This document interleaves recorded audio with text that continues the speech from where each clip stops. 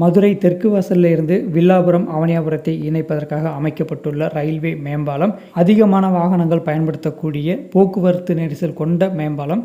இப்போ இந்த மேம்பாலம் ரொம்ப மோசமான கண்டிஷனில் இருக்கிறதுனால புதிய மேம்பாலம் அமைக்க திட்டமிட்டிருக்காங்க. அதை பற்றிய டீட்டெயில்ஸ் தான் இந்த வீடியோவில் நம்ம பார்க்க போகிறோம்.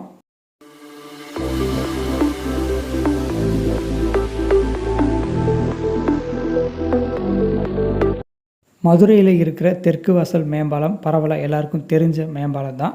இது ரொம்ப முக்கியமான வழித்தடத்தில் அமைந்துள்ள மேம்பாலம். மதுரை மாநகரத்தின் மையப்பகுதியும் தெற்கு பகுதியும் இணைக்கக்கூடிய வழித்தடம். முக்கியமாக மதுரையில் இருந்து வில்லாபுரம், அவனியாபுரம், முக்கியமாக விமான நிலையம், காரியாப்பட்டி பகுதிகளுக்கு செல்லக்கூடிய வாகனங்கள் எல்லாம் இந்த வழியாக தான் சென்று வரும். இங்கே பீக் ஹவர்ஸ் மட்டும் இல்லாமல் எல்லா நேரமுமே அதிகமான போக்குவரத்து நெரிசல் இருந்துக்கிட்டே இருக்கும். இந்த மேம்பாலம் ரொம்ப குறுகலான 2 வழி மேம்பாலம் தான். இங்கே இருந்து அவனியாபுரம் வரைக்கும் இருக்கிற சாலை முழுவதுமே ரொம்ப குறுகலான சாலை தான். இந்த மேம்பாலம் 1989 70 லட்சம் மதிப்பீட்டில் கட்டப்பட்டு பயன்பாட்டுக்கு கொண்டு வரப்பட்டது. அதாவது 34 வருடங்கள் ஆகிறது. அதுக்குள்ளே எந்த அளவுக்கு இந்த மேம்பாலம் ரொம்ப மோசமான நிலைமையில் இருக்குது அப்படிங்கிறத நீங்களே பார்க்கலாம். பக்கச்சுவர்கள், அதாவது தடுப்பு சுவர்கள் 2 பக்கமுமே எப்படி இருக்குன்றதை நீங்களே பார்க்கலாம். இதுக்கு முன்னாடி இந்த மேம்பாலத்தை அடிக்கடி சீரமைப்பு செய்வாங்க.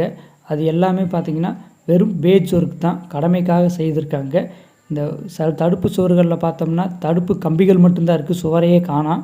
அதுவும் சீக்கிரமாக இன்னும் 2 மலையில் கீழே விழுந்தாலும் விழுந்தது தான்.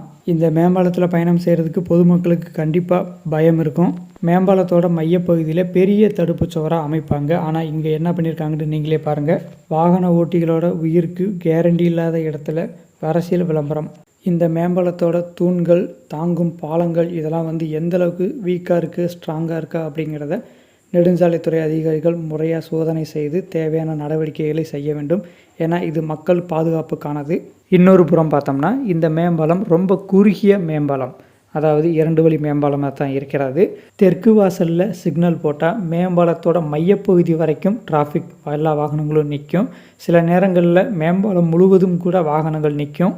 அந்த அளவுக்கு போக்குவரத்து நெருக்கடி ரொம்ப அதிகம் இந்த இடத்துல. இது பல வருடங்களாக நடந்து கொண்டிருக்கிறது. கடந்த ஒரு 10 வருடங்களுக்கு முன்பே இந்த நிலை இருந்துக்கிட்டு தான் இருந்துச்சு. அப்போவே இந்த மேம்பாலத்தை 4 வழி மேம்பாலமாக விரிவாக்கம் செய்ய வேண்டும்னு எல்லோரும் எதிர்பார்த்தாங்க, கோரிக்கை வச்சாங்க.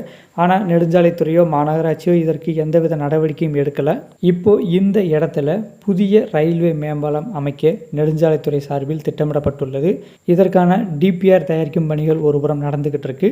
மண் பரிசோதனை ரீசெண்டாக இந்த பகுதியில் நடந்துச்சு. பழைய மேம்பாலத்திற்கு மேற்கு பகுதியில் புதிய மேம்பாலம் அதற்கு இணையாகவே அமைக்கப்பட உள்ளது. புதிய மேம்பாலம் எவ்வளவு தூரத்திற்கு, எவ்வளவு அகலத்தில் அமைக்கப்படும், எவ்வளவு தொகை செலவிடப்படும் அப்படின்ற டீட்டெயிலாம் டிபிஆர் பணிகள் முடிந்த பின்பு தெரிய வரும். புதிய மேம்பாலம் 2 வழியாக அமைக்கப்பட்டால் அந்த மேம்பாலம் வாகனங்கள் வருவதற்கும் பழைய மேம்பாலம் வாகனங்கள் செல்வதற்குமா யூஸ் பண்ணுவாங்க. இல்லைனா பழைய மேம்பாலத்தை இடிச்சிட்டு முழுமையாக 4 வழி மேம்பாலமாக கட்டுவாங்க. ஸோ இந்த பணிகள் எல்லாமே 10 வருடங்களுக்கு முன்பே செய்யப்பட்டிருக்க வேண்டும். இப்போ இருக்கிற டிராஃபிக் இனி வரும் காலங்களில் வாகனங்களோட எண்ணிக்கை கண்டிப்பாக அதிகரிக்கும். அதற்கும் சேர்த்து பார்த்தோம்னா இந்த வழித்தடத்தில் 6 வழி மேம்பாலம் அமைக்கிறது தான் கரெக்டாக இருக்கும். ஆனால் 4 வழி மேம்பாலத்திற்கான திட்டமிடல் பணிகளை இப்போ தான் நடந்துக்கிட்டு இருக்குது. ஸோ இதுக்கப்புறம் டிபிஆர் பணிகள் முடிஞ்சு நிதி ஒதுக்கீடு செய்து பணிகள் ஆரம்பித்து முடிக்கிறதுக்கு எப்படியும் 4 வருடங்கள் கூட ஆகலாம். இதே போல் கண்டிஷனில் தான் மதுரை மெஜ்ரா காலேஜ் மேம்பாலமும் இருக்குது. அந்த மேம்பாலத்தை ஒன்று சரியான முறையில் பராமரிப்பு செய்யணும், இல்லைனா இடிச்சிட்டு புதிய 4 வழி மேம்பாலம் கட்டணும். இது மாதிரி மதுரைக்கான சாலை திட்டங்கள், மேம்பால திட்டங்கள் சரியான காலகட்டத்தில் அமைக்கப்படுறதில்லை, ரொம்ப தாமதமாக தான் அமைக்கிறாங்க. இதுவும் மதுரையோட வளர்ச்சியை பாதிக்கக்கூடிய ஒரு விஷயம். கடந்த 2 வருடங்களுக்கு முன்பு நெல்பேட்டையிலிருந்து கீழவாசல் தெற்கு வாசல் வழியாக அவனியாபுரம் வரைக்கும் 4.5 கிலோமீட்டர் நீளத்திற்கு எலிவேட்டட் ஃப்ளைஓவர் கட்ட திட்டமிட்டிருக்கிறதா தகவல்கள் வெளிவந்துருந்துச்சு. ஆனால் அது நடக்கிறதுக்கு வாய்ப்பே இல்லை. ஏன்னா இப்போ அமைக்கப்பட உள்ள புதிய ரயில்வே மேம்பாலத்தின் திட்டத்தோடு சேர்ந்தே அந்த எலிவேட்டட் ஃப்ளைஓவர் திட்டத்தையும் இணைச்சா மட்டும்தான் அது சாத்தியம். இல்லைனா அது வெறும் கனவு தான். மதுரையில் தல்லாகுளத்திலிருந்து ஊமச்சிக்குளம் வரைக்கும் கட்டப்பட்டுள்ள 7 கிலோமீட்டர் மேம்பாலத்தை இந்த வழித்தடத்தில் தெற்கு வாசலில் இருந்து அவனியாபுரம் வரைக்கும் அமைச்சிருந்தா ரொம்ப பெனிஃபிட்டாக இருந்திருக்கும். போக்குவரத்து நெரிசலுக்கும் தீர்ந்திருக்கும். ஃப்யூச்சரில் மதுரையோட தொழில் வளர்ச்சிக்கும் யூஸ்ஃபுல்லாக இருந்திருக்கும். ஏன்னா இந்த வழித்தடத்தில் தான் விமான நிலையம் அமைஞ்சிருக்கு.